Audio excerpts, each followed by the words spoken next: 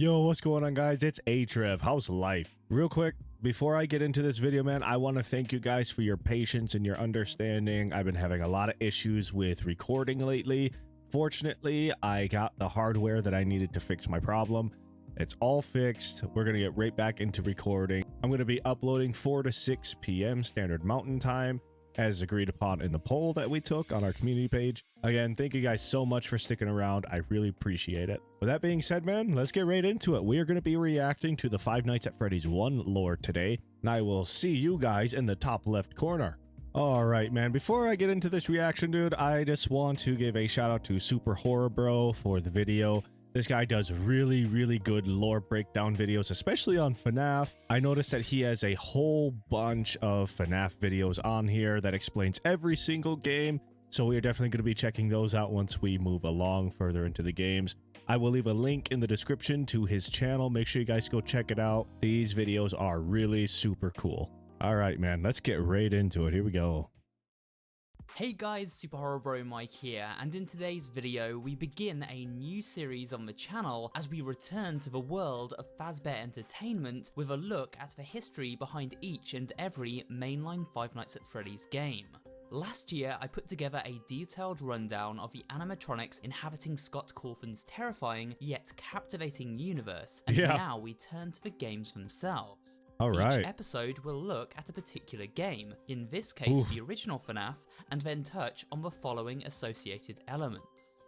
Development history, story and gameplay, and finally, Easter eggs and secrets.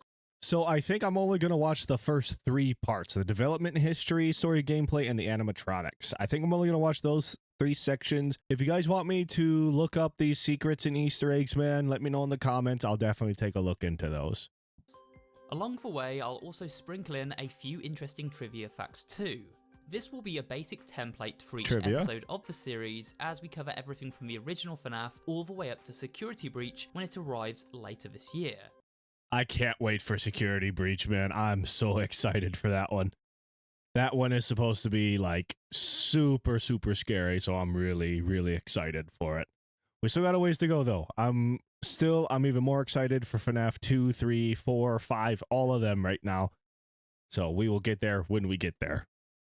So sit back, relax, and let's travel back in time to the year 2014 when a horror game legend was born. 20 years ago. Or, Jesus, 10 years ago. Whoops. You stupid.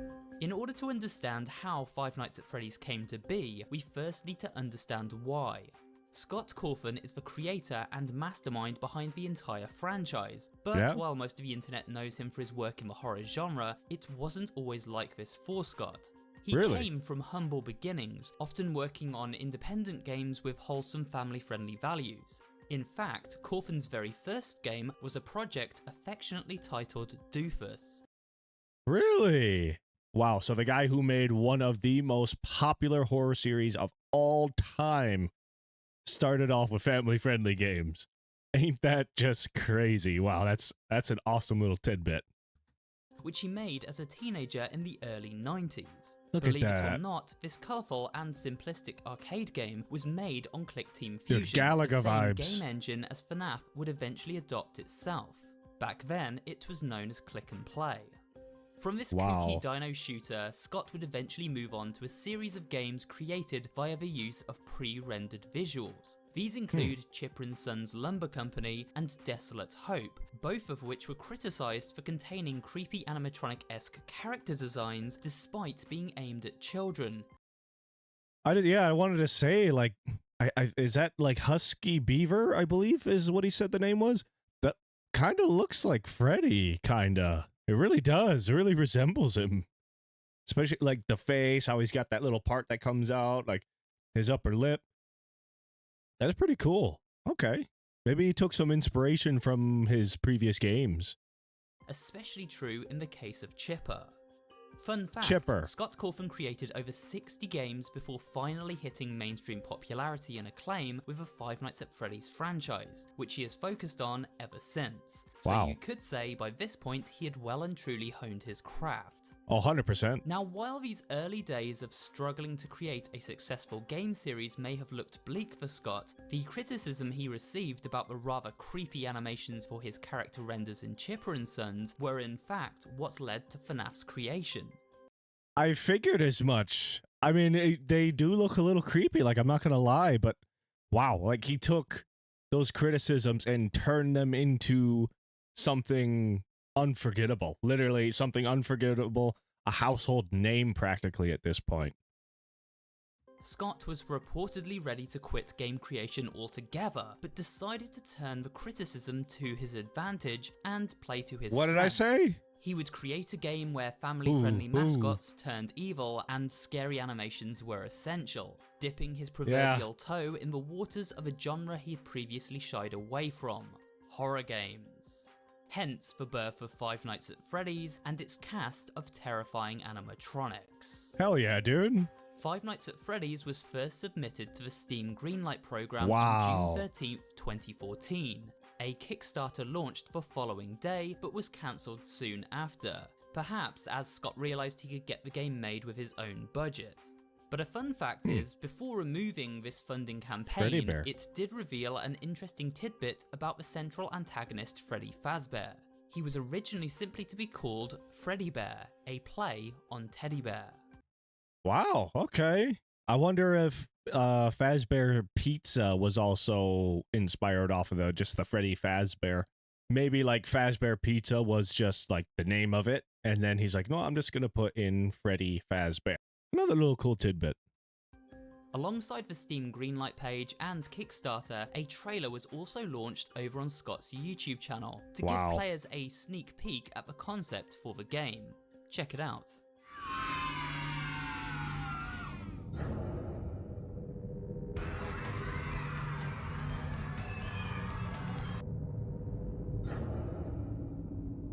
Oh.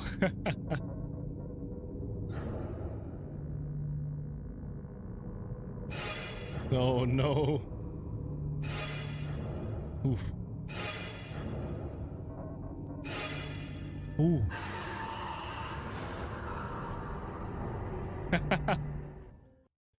Did you notice Bonnie was the one running right there? That's pretty cool.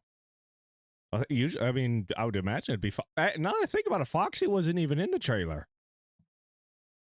It was just Bonnie, Freddy, and Chica. Okay. Maybe Foxy was like an afterthought, or maybe he like wanted to surprise people with a surprise animatronic or something.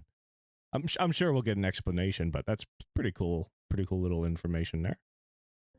Fun fact, you may have noticed Foxy does not appear in this trailer, and it is Bonnie who runs down the hallway in his place. Now, it could be that Foxy was a late addition to the game, or perhaps his model wasn't ready to show yet, or the animatronic mechanics changed during development. Either way, it's a cool little change that now remains exclusive to this trailer. Wow. Like many of Scott's early FNAF games, it didn't take long for the announcement of Five Nights at Freddy's to the game's final release. A demo launched on July 24th, 2014, and FNAF was greenlit and released on Steam shortly after on August 18th of 2014. An Android and iPhone version came the same year on August 25th and September 11th respectively.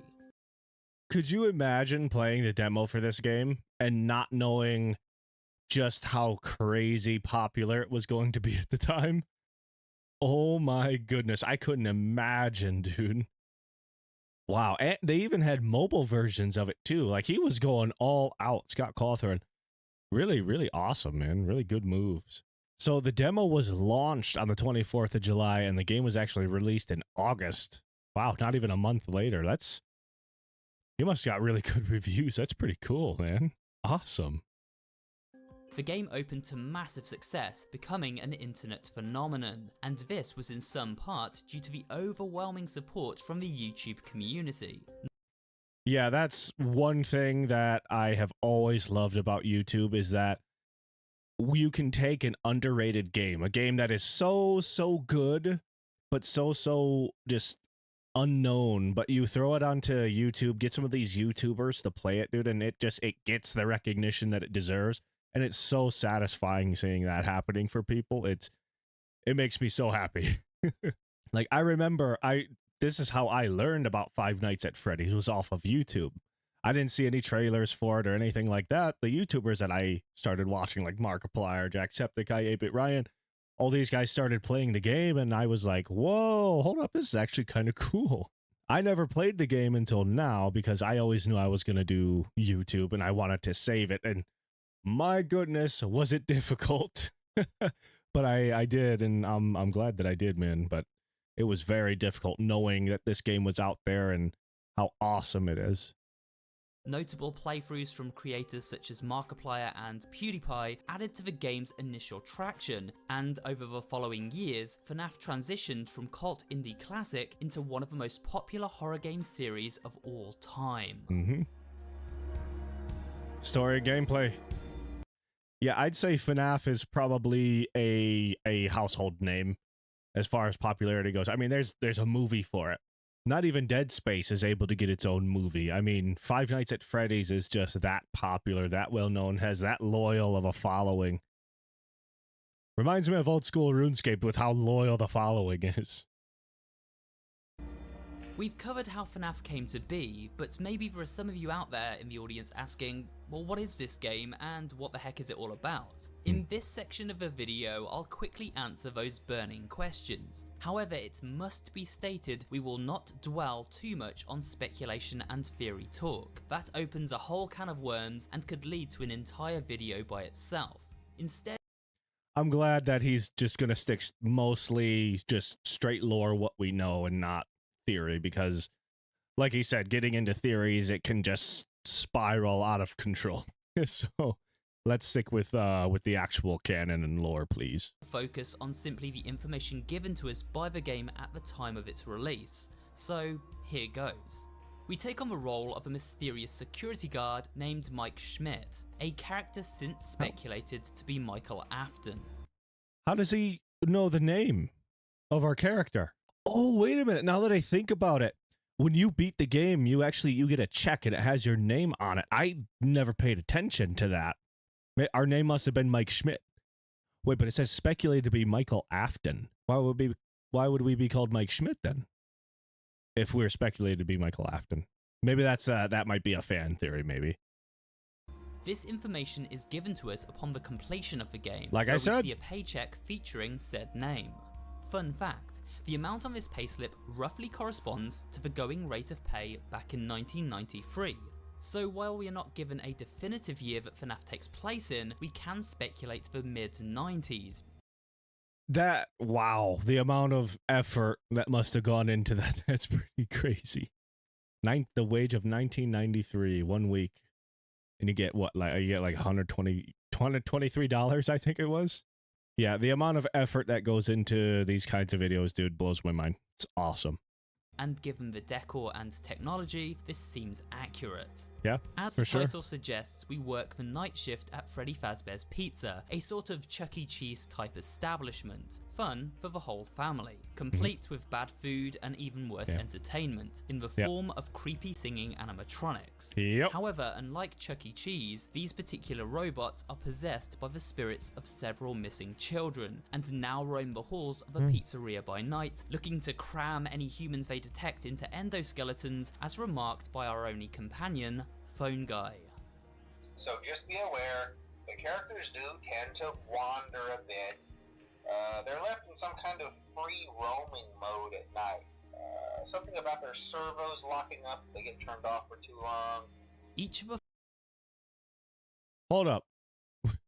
Hold on, that just took a turn I was not expecting. The animatronics are possessed by children. Missing children. Now that I think about it, actually, when we were reading some of these posters that were on the walls, and it was talking about missing children. Are those the ones that are possessing the animatronics? Dude, that took a dark turn I was not expecting. I was expecting maybe just like some AI got like intelligence or something like that. Not dead children possessing animatronics. That is... Whew. Something about their servos locking up, they get turned off for too long. Each of the 5 nights we spend at the pizzeria contain a phone conversation with this mysterious caller. Yeah. They start jolly enough, but eventually devolve into something far more sinister and creepy. Yep. Hey, do me a favor. Oof. Maybe sometime you could check inside those suits back there. You know. Oh boy. Oh no. Freddy got him. Fun fact, Phone Guy is actually voiced by creator Scott Cawthon himself, and What a awesome way to immortalize yourself into your own game. That is so awesome, dude. I had no idea. I love watching videos like this, dude, because like all these little tidbits of information is so cool. The whole time the Phone Guy was the creator of the game. That's awesome, dude. Good on ya, Scott. They're really good idea. Really awesome. appears in several FNAF games, as we will see as the series continues. Very little is known about Phone Guy, other than he is also an employee of Fazbear Entertainment and seems to meet a sticky end before our arrival. Yeah. The rest of the story is pretty vague, and this has led to the creation of many fan theories which attempt to explain what exactly is happening here. We now know the missing children referenced by newspaper clippings throughout the game were abducted and killed within the back room of the pizzeria by William Afton, the man who designed and built the animatronics their spirits now possess. Wait. Our last name, the person that we're theorized to be is Afton. Wait, no, but we're Michael Afton, his brother maybe? So William Afton is the one who supposedly abducted these children and killed them and stuffed them inside animatronic suits. And then their souls possess the animatronics. Chica, don't look at me like that. But based on the poster that we saw, he was arrested and charged, so... But they never found the children, though, which means that... Are their bodies still inside the animatronics? That would be... Ooh. That would be really, really, really terrifying thought. Afton hid the body who designed and built the animatronics their spirits now possess. Afton hid the bodies of his victims inside these suits, causing the children to bond with their animatronic coffins and then haunt the building by nightfall. So the objective is to survive 5 nights, with each becoming progressively harder to see through. Night shifts begin at midnight and end at 6 AM. Successfully finishing a night results in the following sequence.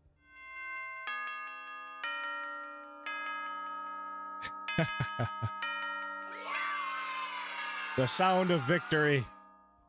Despite Five Nights at Freddy's difficulty being pretty brutal at times, especially for new players who don't fully understand the mechanics, the basic gameplay loop is very simple. Using the mouse, we point and click our way around a camera security system accessed from a tablet in the security office. This tablet can be used to keep track of the various animatronics. Really quick, I'm going to skip through this because, I mean, we already know how to play the game, and he just did a rundown of the story, so I'm going to skip through this part really quick. All right, so I move forward to the animatronics section. I imagine we're going to get a breakdown of Foxy, Bonnie, Chica, and Freddy. And Golden Freddy, I hope, because he is supposed to be in the game. Of course, it wouldn't be a FNAF retrospective without a look at the animatronics themselves. Of course. As previously mentioned, I have put up a detailed look at each of these characters before, but in the interest of keeping everything together in one place, here is a quick recap of each. Starting off with Chica, alright. Chica is a yellow chicken, sometimes confused as a duck. She is always hungry for pizza and even carries a sweet treat known as Mr. Cupcake on a tray as a sidekick of sorts. Mr. Cupcake's a traitor? I'm hurt. Mr. Cupcake, that hurt, man. Why'd you do that? What, the whole time? Oh, gosh. The whole time Mr. Cupcake was evil. That makes me wonder, is Mr. Cupcake alive too? That's a good question. I wonder if he is. However, the cupcake only ever appears at the beginning of the night and is not an item Chica brings with her while out hunting. Her bib reads, "Let's eat," again confirming her ravenous appetite. During the day, Chica was the backup singer for the Fazbear band, as she states in her portion of the Showtime song. Hey, I'm Chica, the lady the group. My singing is a treat. So sweet. But keep an eye on your pizza. 'Cause I'm a bird who likes to eat. Nom, nom, nom, nom. During each night, Chica will attack from the right side of the office.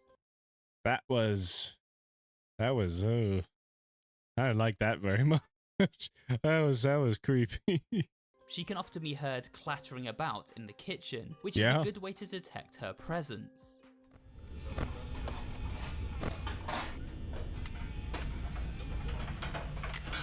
If we allow Chica to reach the office and don't close the door before referencing our camera once more, then the following jump scare plays out. Oof. In terms of her origins, Chica's design seems to be inspired by Chuck E. Cheese mascot Helen Henny. This makes sense, as the restaurant chain was a known influence for the FNAF games, and so their characters naturally feed into this. It's funny. When I was 11, I had a birthday party at Chuck E. Cheese. And I remember we all went there, dude. It was actually a really good time. I was terrified of the mascot and everything. I don't remember seeing this mascot though. I do remember like I think it was like, oh, man, it was like the classic Chucky or something. Everyone was surprised to see this like classic Chucky looking thing come out, and I didn't like it. I've never liked like clowns and mascots. Never been a fan of those things. But oh man, I remember I had actually a really good time. Both Helen Henny and Chica are backup singers in their respective bands. Some have also concluded that Chica may have taken design cues from an early McDonald's character called Birdie the Early Bird. There is certainly a similarity for sure. Another inspiration which seems very plausible is the character of Chica from The Chica Show, who is also an overtly happy yellow chicken. Yeah? Bonnie. The bastard bunny. Oh, I think out of all the animatronics, Bonnie probably got me the most, I think.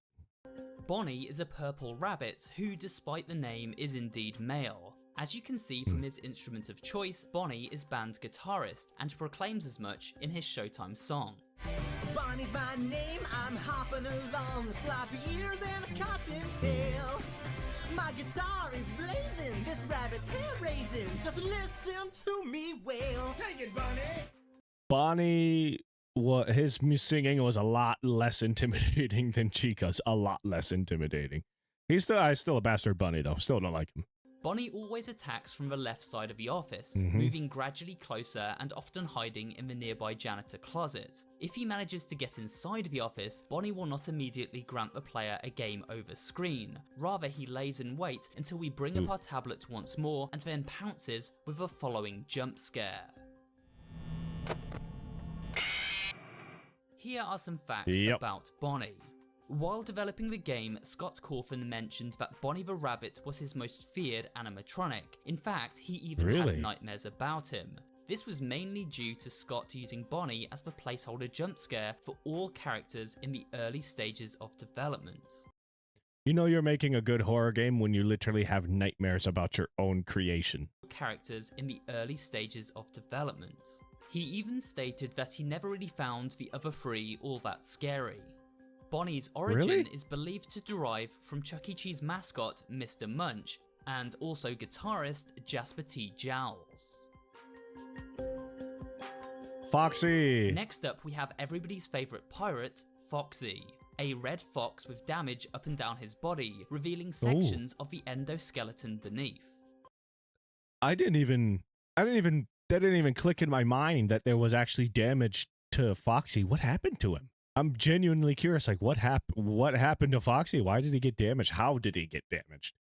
To me, the scariest animatronic is Foxy. He is definitely the scariest. With damage up and down his body, revealing sections of the endoskeleton beneath. Foxy has a hook for a hand and wears an eye patch over his right eye.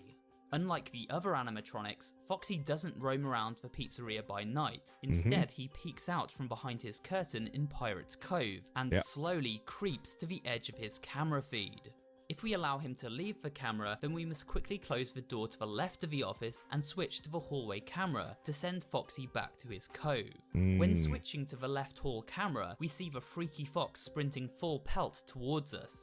Yeah, Foxy to me is the scariest, and it's not just based off of his appearance, dude. I mean, he's got, of course, you know, super sharp teeth and the hook hand, but he also freaking sprints. He runs. He's the only one, well, unless you count the trailer, he is the only one that runs at you. Full sprint. That's genuinely terrifying, seeing a robot do that. Something I personally have always found quite unnerving.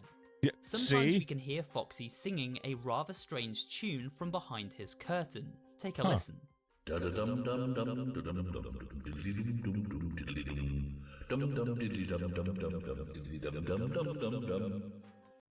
I always thought that was Bonnie or Freddy that was doing that. It was Foxy the whole time. Foxy's the dum-dum singer. My goodness, dude. The more you know, dude. The more you know.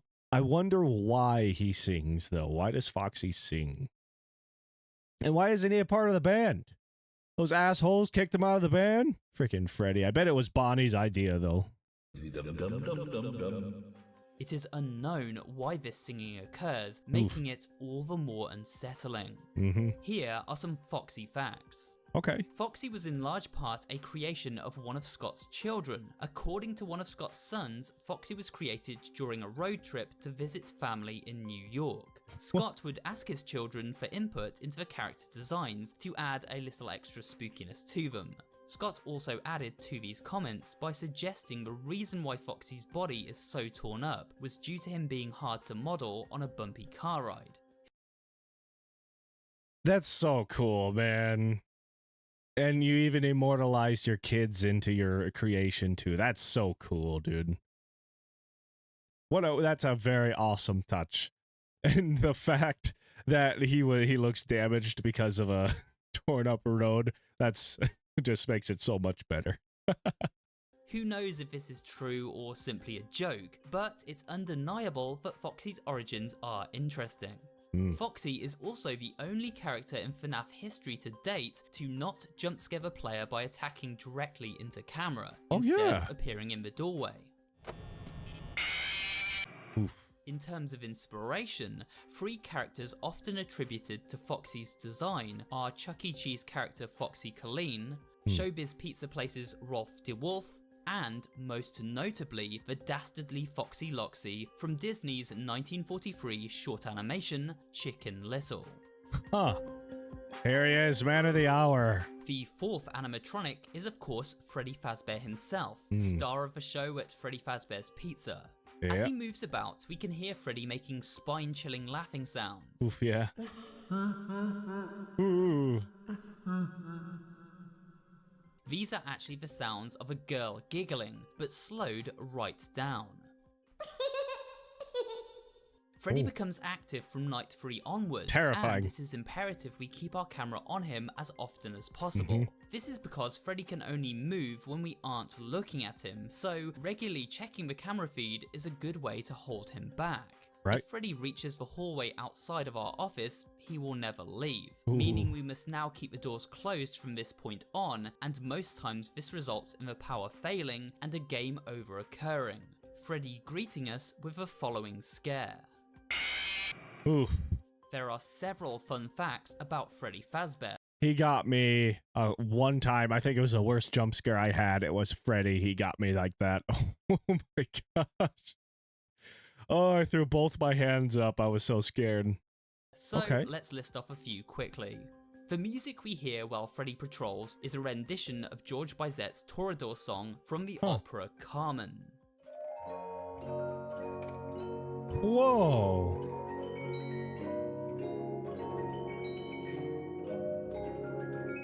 Freddy's appearance seems to take influence from both the 1977 classic version of Chuck E. Cheese and Showbiz Pizza Place mascot Billy Bob. I can see it. Both wearing a hat and bow tie with similar coloration, and of course, that's what the mascot that came out at my 11th birthday party looked like. Was that right there?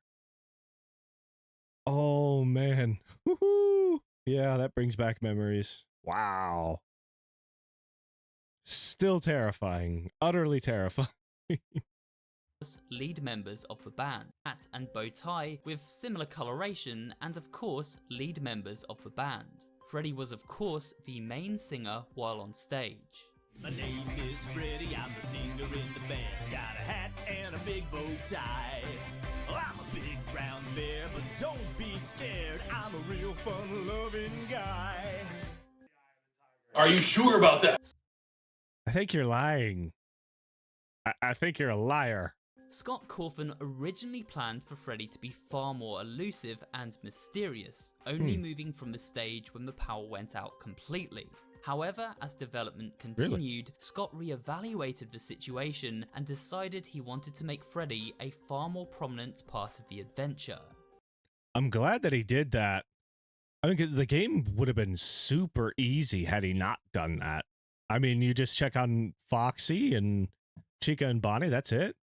Yeah, the game would have been super easy. But with Freddy, that extra aspect, like you have to check your cameras all the time, like very often instead of somewhat often to keep Foxy at bay. Having Freddy run around just adds that extra bit of tension. Plus you hear that laugh. Oh my gosh. Yeah, no, it's terrifying. I'm glad that he made the decision to make Freddy a more active part of the game. And decided he wanted to make Freddy a far more prominent part of the adventure. Freddy will at times flash up on screen as the Night Guard experiences hallucinations. During these hallucinations, if we pause the action, we see Freddy has eerily realistic and bloodshot eyes. You may notice Freddy has faint handprints on his head and chin. These are likely from the children of the pizzeria, but could also be the bloody handprint of a child William Afton stuffed inside Freddy's suit. That is a terrifying thought. Oh man, I'm not gonna look at Freddy the same way after that. Yikes. A chilling thought. I agree. Yes, dude, awesome. So we're going to learn more about Golden Freddy. I'm really curious as Golden Freddy. We didn't see him once throughout the entire game. So I'm really, really curious. Golden Freddy, what are you about? There is one last animatronic to cover. One you might not ever see, even if you've completed FNAF multiple times. Why? A yellow version of Freddy known as Golden Freddy. It is speculated that Golden Freddy contains the ghost of a young girl named Cassidy, yet another of William Afton's victims. How do we know the name of the girl? Maybe it was revealed sometime later on. Maybe that's probably what it was. Okay. In order to act Cassidy, yet another of William Afton's victims. In order to access Golden Freddy in the game, we must be extremely fortunate, or unfortunate depending on your perspective. There is a 1 in 100,000 chance of spotting a Golden Freddy poster on the wall of Hall 2B. Did he say 1 in 100,000? What the hell? That's crazy rare. Crazy, crazy rare. 100,000 chance of spotting a Golden Freddy poster on the wall of Hall 2B. If we sight this poster, Cassidy can be heard laughing. Switch back to the office at this point and Golden Freddy will now be sat directly before us. A spooky vision that insta-kills the player unless we quickly bring the tablet back up and look away. Oh my, I'm gonna count myself fortunate that I never saw that, dude. I would have scared quit the game immediately. Oh my goodness. But a 1 in 100,000 chance to see Golden Freddy. That is pretty crazy. Insta-kills the player unless we quickly bring the tablet back up and look away. Fun fact. During one of Phone Guy's conversations with the Night Guard, he references a gruesome incident at the pizzeria known as the Bite of 87. They used to be allowed to walk around during the day too, but then there was the Bite of 87. Yeah. It's amazing that the human body can live without the frontal lobe, you know? So I've heard of the Bite of 87 from memes, you know, Markiplier practically owns that meme. But I've heard of the bite of 87. I had no idea that a kid was stuffed inside of Golden Freddy's mouth and had his frontal lobe bit off. Dude, that is so dark. Was it William Afton that shoved him into the suit? Oh, dude, that is horrible. Damn, dude. It's amazing that the human body can live without the frontal lobe, you know? So it's interesting to note that if we input the AI levels to 1987 on night 7, then Golden Freddy will jump scare us and crash our game. Really?